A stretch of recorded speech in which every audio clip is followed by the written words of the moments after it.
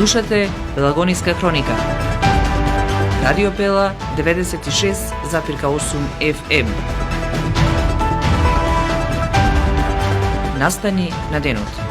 Познати добитниците на наградите од 60-тиот Македонски театарски фестивал Војдан Чернодрински во Прилеп. Со најголем број награди, вкупно 5, се закити Прилепскиот театар. Градоначалникот Продановски со средби во Швајцарија и Холандија, општината гради нови меѓународни партнерства. Од денеска започнува електронското пријавување за упис во средните училишта. Прилеп е се уште во неверување по страотната сообраќајна несреќа вчера, во која починаа познат прилепски бизнисмен и неговата сопруга. Бензините поевтинуваат, а дизелот поскапува од полноќ. Времето денеска променливо и постудено, со максимална дневна температура во Прилеп само до 17 степени. Урбан маркетинг. За внимание, почит и грижа на старите лица, контактирајте не денес на 078 430 140. Home Care Прилеп, агенција за грижа на стари лица.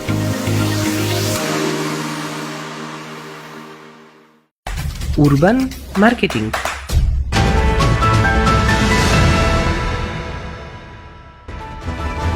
Согласовна поддршка во студиото Гордана Цветановска. Познати добитниците на наградите од 60-тиот Македонски театарски фестивал Војдан Чернодрински Прилеп. Со најголем број награди, вкупно 5, се закити Прилепскиот театар Војдан Чернодрински. Наградите на најдобрите ќе им бидат доделени вечер од 19 часот, кога е затворањето на фестивалот. Во чест на наградените, Београдско драмско позориште ќе ја изведе представата Црно злато по текст на Дејан Дуковски, кој годинава на фестивалот беше автор во Фокус.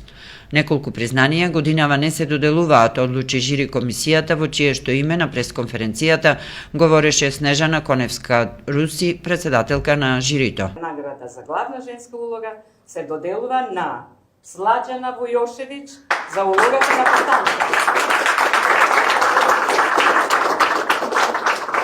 Награда за главна машка улога насловена Кирил Ристовски се доделува на Димитар Георгиевски.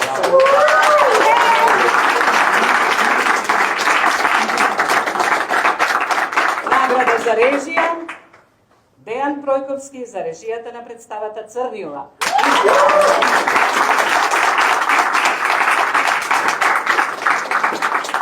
Дојдов до 15-тото, значи при крај, добро е.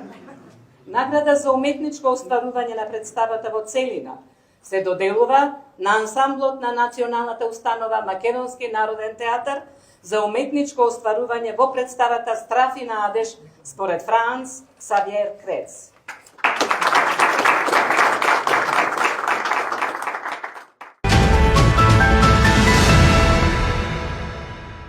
Во Македонија почна првиот уписен рок за запишување ученици во прва година средно образование за учебната 2026-27 година.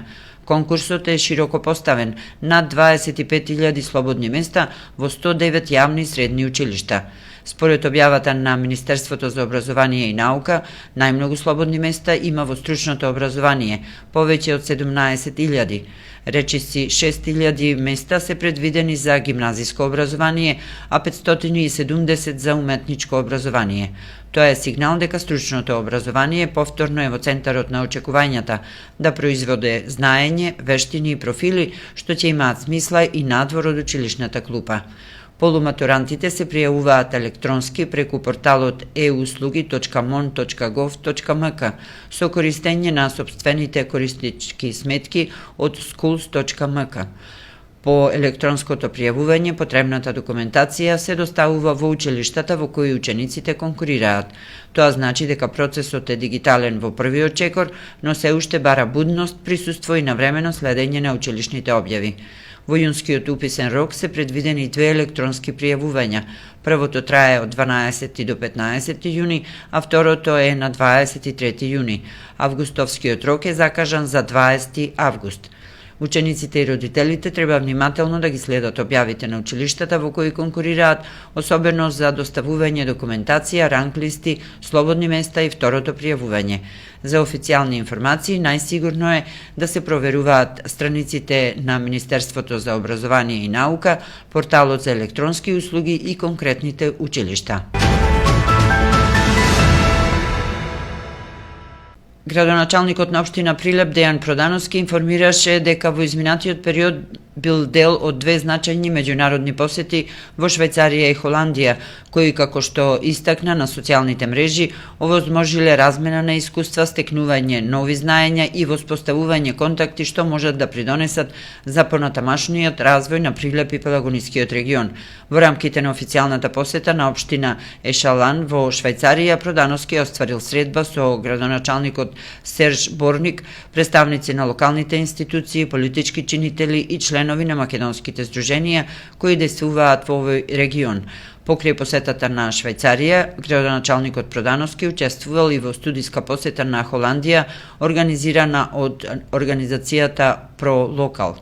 Заедно со градоначалници од Пелагонискиот регион и представници на бизнис заедницата, делегацијата имала можност да се запознае со успешни европски практики во областа на одржливиот развој, иновациите, младинските политики и циркуларната економија. Прилепскиот бизнисмен Жарко Ристески заедно со неговата сопруга се загинатите во тешката несреќа што се случи вчера кај Кавадарци. Сообраќајката се случи на експресниот пат Прилеп Градско по директен судир на две возила со прилепски регистарски таблички. Според информациите од полицијата, во несреќата тешко е повреден и возачот на другото возило, кој е пренесен на лекување во Скопје. Ристески е собственик на компанијата за превоз на патници Роман и е познат и почитуван во прилепската бизнис заедница. По трагедијата бројни граѓани, пријатели и организации упатија пораки со сочувство, истакнувајќи неговата хуманост и поддршка кон лицата со попреченост. Од полноќна сила се новите цени на горивата со кои бензините бележат намалување додека дизелот поскапува. Според новиот ценовник, Евросупер 95 се продава за 86 денари по литар, а цената на Евросупер 98 изнесува 88 денари за литар. И двата бензина се поевтини за 2 денари во однос на претходните цени.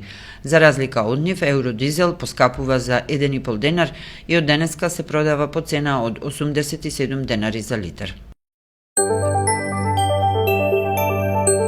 Временска прогноза.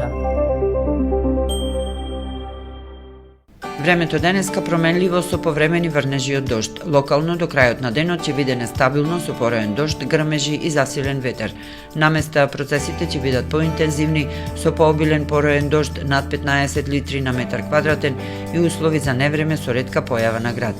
Ќе дува засилен долж по Вардарието повремено силен ветер од северен правец, а дневната температура ќе опадне од 6 до 9 степени. Во Прилеп минималната достигна само до 7, а максималната дневна до 17 степени Целзиусови.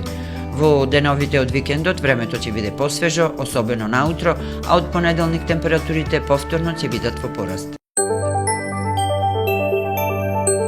Временска прогноза.